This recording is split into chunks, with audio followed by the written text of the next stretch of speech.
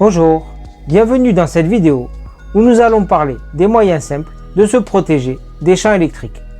Si vous avez écouté mes conférences et mes émissions sur la géobiologie, que ce soit sur ma chaîne YouTube ou sur la chaîne de Conscience TV, vous avez entendu que je parle du danger de l'exposition aux ondes électromagnétiques et aux champs électriques.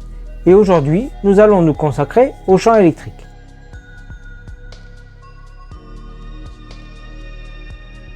Tous les appareils branchés émettent du champ électrique.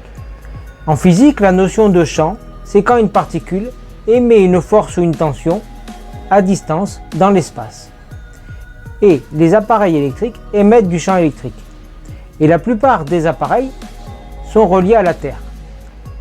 Et vous savez que peut-être que dans la maison ou les appartements, toutes les prises de terre vont au compteur électrique et de là, il y a un fil électrique qui part et qui est relié à un piquet de terre enfoncé dans le sol pour envoyer les électrons dans le sol.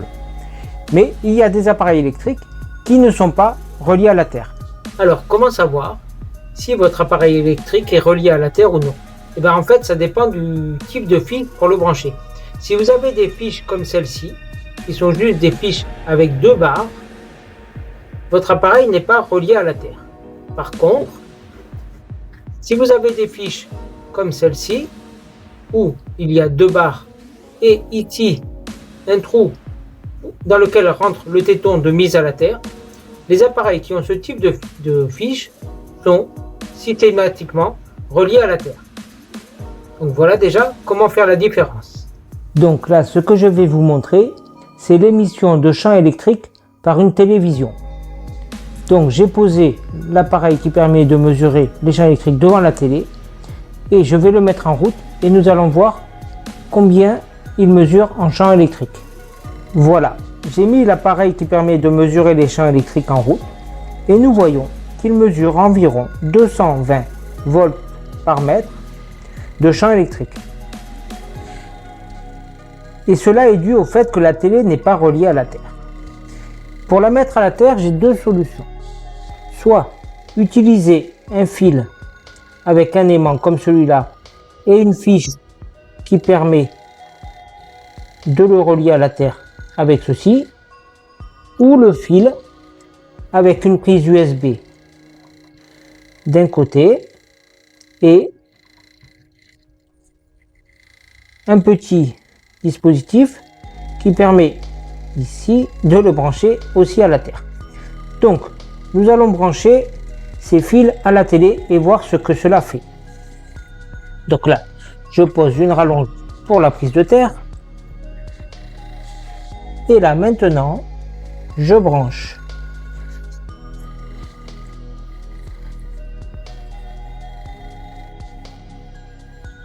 hop, la prise USB sur la télé. Et maintenant, tout en regardant le champ électrique, nous allons voir ce que cela fait. Voilà. Et là, nous voyons que le champ électrique chute tout de suite.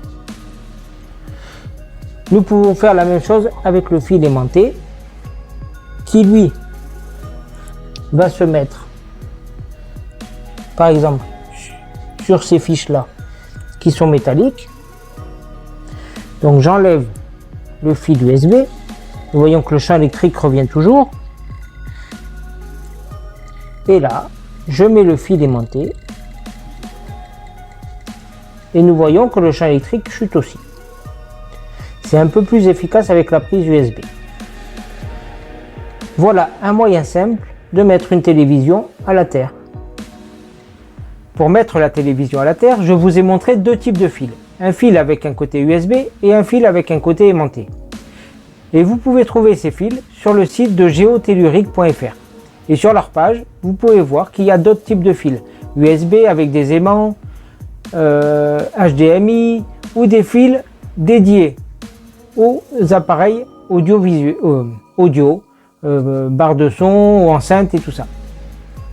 Et donc si vous voulez acheter ces fils, il suffit de se rendre sur le site de geotellurique.fr.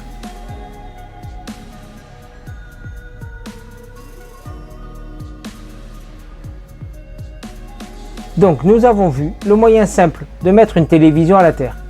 Mais il y a bien d'autres appareils qui émettent du champ électrique, dont les lampes de chevet. Et il y a un moyen simple de vérifier que la lampe de chevet soit bien branchée et n'émette pas de champ électrique, afin que vous puissiez avoir un sommeil réparateur. Donc là, je vais faire la démonstration avec une lampe de bureau qu'on peut trouver partout, chez Ikea ou dans les grandes surfaces de distribution de meubles. Et là, vous voyez que la lampe n'émet pas de lumière, mais pourtant elle est branchée. Et là, on voit avec l'appareil qui est un testeur de continuité que la lampe rayonne et émet du champ électrique. Si je prends l'appareil de mesure de champ électrique, on voit qu'il mesure environ plus de 300 volts par mètre, ce qui est beaucoup. Donc si la lampe de chevet est à côté de vous dans votre chambre ou sur votre bureau, vous êtes soumis à une forte exposition de champ électrique. Et pourtant, la lampe n'éclaire pas. Là, je vais inverser le sens de branchement. Voilà. Et là, on voit que la lampe n'émet pas de champ électrique, mais je peux quand même l'allumer. Voilà. Bien sûr, quand la lampe est branchée, elle émet du champ électrique. C'est normal. Mais là, quand je l'éteins, elle n'émet plus de champ électrique.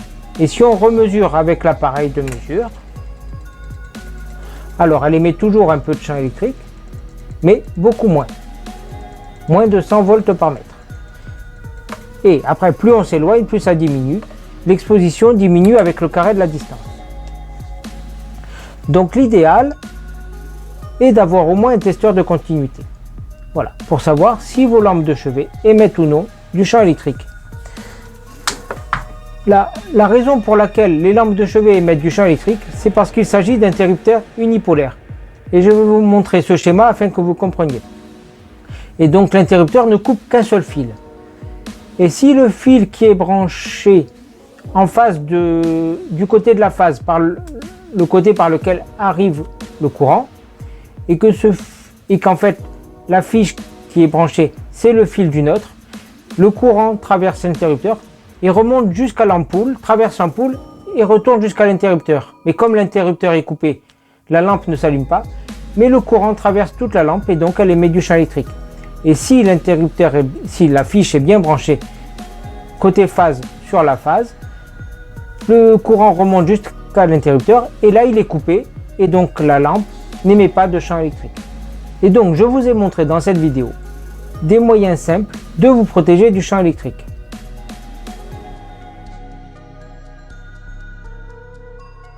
Bien sûr, l'idéal est de faire venir un géobiologue comme moi qui réalise des bilans d'exposition aux ondes électromagnétiques et vous trouverez plus de détails sur les bilans sur mon site internet.